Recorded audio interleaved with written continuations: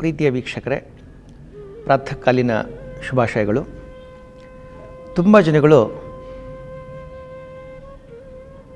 ಹೇಳ್ತಾ ಇರ್ತಾರೆ, ನಾವು ಇದ್ದದ್ದನ್ನು ಇದ್ದಕ್ಕಿದ್ದಂಗೆ ಹೇಳ್ತೀವಿ, ಅದರೊಳಗೆ ತಪ್ಪೇನಿದೆ, ನಾವು ಸತ್ಯನ ಹೇಳ್ತಾ ಇದ್ದೀವಿ, ಸತ್ಯ ಹೇಳೋದ್ರಲ್ಲಿ ಏನು ತಪ್ಪು ಅನ್ನೋ ಮಾತನ್ನು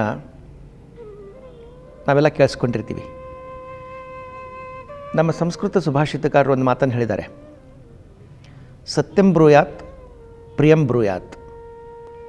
ಸತ್ಯ ಮಾತಾಡಿ, ಆದರೆ ನೀವು ಮಾತಾಡೋ ಸತ್ಯ ಪ್ರಿಯವಾಗಿರಲಿ. ಇನ್ನೊಬ್ಬರ ಮನಸ್ಸಿಗೆ ನೀವು ಮಾತನಾಡಿದ ಸತ್ಯದಿಂದ ನೋವಾಗಬಾರ್ದು. ಈ ಒಂದು ಪ್ರಾಥಮಿಕ ಕಾಳಜಿ ನಿಮ್ಮಲ್ಲಿರಬೇಕು. ನಮ್ಮ ಎದುರುಗಡೆ ಯಾವುದಾದ್ರೂ ಒಬ್ಬ ವ್ಯಕ್ತಿ ಬಂದು ನಿಂತ್ಕೊಂಡಿದ್ದ ಅಂತಿಟ್ಕೊಳ್ಳಿ, ಅದರ ಮುಖದ ಬಣ್ಣ ಕಪ್ಪಗಿದೆ. ನೇರವಾಗಿ ನಾನು ಸತ್ಯ ಮಾತಾಡ್ತೇನೆ ಅಂತ ಹೇಳಿಬಿಟ್ಟು ನನ್ನ ಮುಖ ಕಪ್ಪಗಿದೆ ಅಂತ ನಾವು ಹೇಳಿದರೆ ಆತನ ಮನಸ್ಸಿಗೆ ಉಂಟಾಗೋ ಆಘಾತ ಏನು ಅನ್ನೋದನ್ನು ನಾವು ಗಮನಿಸಬೇಕು. ಇದ್ದದ್ದನ್ನು ಇದ್ದಕ್ಕಿದ್ದಂಗೆ ಹೇಳೋದು ಸರಿ ಇರಬಹುದು, ಆದರೆ ಅದನ್ನೇ ಪ್ರಿಯವಾಗಿ ಹೇಳೋದನ್ನು ಕಲಿತ್ಕೊಳ್ಬೇಕು. ಮನುಷ್ಯ ಯಾವಾಗಲೂ ಸುಂದರವಾಗಿ ಮಾತನಾಡೋದನ್ನು ಕಲಿತ್ಕೊಳ್ಬೇಕು, ಸುಂದರವಾಗಿ ಇರೋದನ್ನು ಕಲಿತ್ಕೊಳ್ಬೇಕು. ನಮಗೆ ಒಬ್ಬರ ಮುಖ ಇಷ್ಟವಾಗಲಿಲ್ಲ ಅಂತ ಇಟ್ಕೊಳ್ಳಿ, ಅವರ ಮೂಗು ಇಷ್ಟವಾಗಲಿಲ್ಲ ಅಂತ ಇಟ್ಕೊಳ್ಳಿ, ಅವ್ರ ಬಣ್ಣ ಇಷ್ಟವಾಗಲಿಲ್ಲ ಅಂತ ಇಟ್ಕೊಳ್ಳಿ.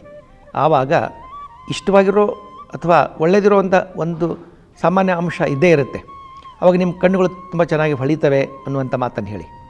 ಇದರಿಂದ ಆ ವ್ಯಕ್ತಿಗೆ ಆಗುವಂಥ ಆಘಾತದಿಂದ ಆತನನ್ನು ಬಚಾವ್ ಮಾಡಲಿಕ್ಕೆ ನಮಗೆ ಸಾಧ್ಯ ಇದೆ. ಒಂದು ಸಲ ಕೃಷ್ಣ ಮತ್ತು ಅರ್ಜುನ ವಾಕಿಂಗ್ ಹೋಗ್ತಾ ಇರ್ತಾರೆ. ಆ ಸಂದರ್ಭದಲ್ಲಿ ರಸ್ತೆ ಪಕ್ಕದಲ್ಲಿ ಒಂದು ಸತ್ತ ನಾಯಿಯ ಶವ ಬಿದ್ದಿರುತ್ತೆ. ಕೆಟ್ಟ ವಾಸನೆ. ಅರ್ಜುನ ಮೂಗು ಮುಚ್ಕೊಳ್ತಾನೆ. ಆ ಶವದ ಸಮೀಪಕ್ಕೆ ಹೋದಂಥ ಕೃಷ್ಣ ಆ ನಾಯಿಯನ್ನು ನೋಡಿಬಿಟ್ಟು ಹೊಗಳ್ತಾನೆ, ಈ ನಾಯಿಯ ದಂತ ಪಂಕ್ತಿಗಳು ಎಷ್ಟು ಸುಂದರವಾಗಿವೆ, ಥಳಥಳ ಹೊಳಿತವೆ ಅನ್ನುವಂಥ ಮಾತನ್ನು ಹೇಳ್ತಾನೆ. ಇದನ್ನು ಕೇಳಿಬಿಟ್ಟು ಅರ್ಜುನಿಗೆ ಆಶ್ಚರ್ಯವಾಗ್ತದೆ. ಏನು ಈ ನಾಯಿ ಇಷ್ಟು ಕೊಳೆತು ದುರ್ಗಂಧ ಬರ್ತಾ ಇದೆ, ಕೃಷ್ಣ ಹೀಗೆ ಹೇಳ್ತಾ ಇದ್ದಾನೆ ಅಲ್ಲ ಅಂತ. ಆವಾಗ ಕೃಷ್ಣ ಹೇಳ್ತಾನೆ, 1000 ಕೆಟ್ಟದ್ದಿರಲಿ, ನಾವು ಒಳ್ಳೆಯದನ್ನು ನೋಡೋದನ್ನು ಕಲ್ತ್ಕೋಬೇಕು. ಹಾಗೆ ಇದ್ದಾಗ ಮಾತ್ರ ನಾವು ಬದುಕಿನಲ್ಲಿ ನೆಮ್ಮದಿಯಿಂದ ಇರೋದಕ್ಕೆ ಸಾಧ್ಯ ಅನ್ನುವಂಥ ಮಾತನ್ನು ಹೇಳಿದಾಗ ಅರ್ಜುನನಿಗೆ ತನ್ನ ತಪ್ಪಿನ ಅರಿವಾಗುತ್ತೆ. ಆತನೂ ಕೂಡ ಮುಂದೆ ಒಳ್ಳೆಯದನ್ನು ನೋಡೋದಕ್ಕೆ ಪ್ರತಿಜ್ಞೆಯನ್ನು ಮಾಡಿಕೊಂಡಿರ್ತಾನೆ.